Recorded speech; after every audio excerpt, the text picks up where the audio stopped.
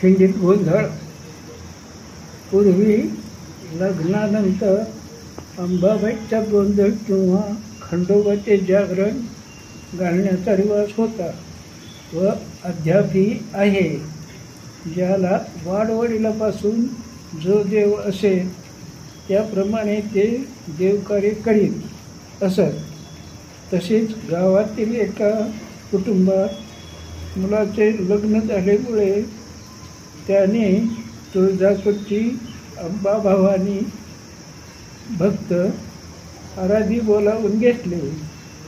त्या देवीचा मंगळवार पाहून रात्री 9 वाजल्यापासून पहाटे 3 वाजेपर्यंत देवकार्य पार पडले आणि कार्यक्रमाची ठरलेले पैसे देऊन मोकळे झाले.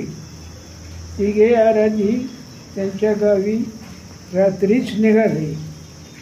गाव बरेच लांब होते तरी तिघे जण असल्यामुळे व अजून रात्र बरीच आहे याचा त्यांनी विचार केला नाही.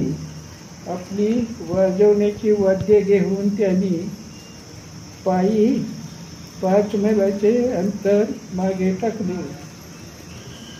त्यांचे गाव अजून 5 मैल तरी लांब होते.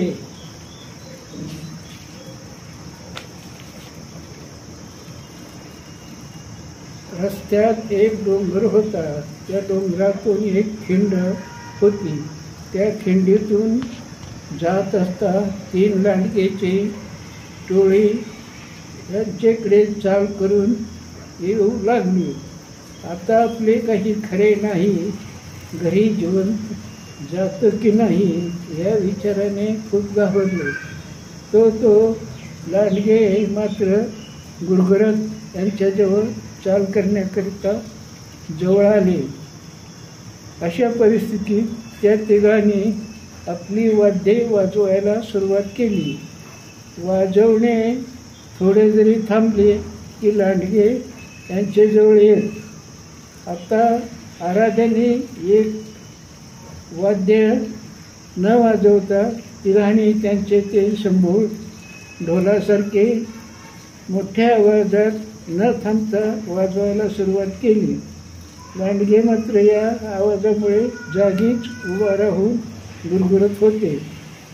पलीकडच्या गावातील माणसांना वाटले खिंडीत रात्रभर संभूळ वाजण्याचा गोंधळ काय प्रकार आहे म्हणून खिंडीत आली. तोपर्यंत उजाडत आले होते.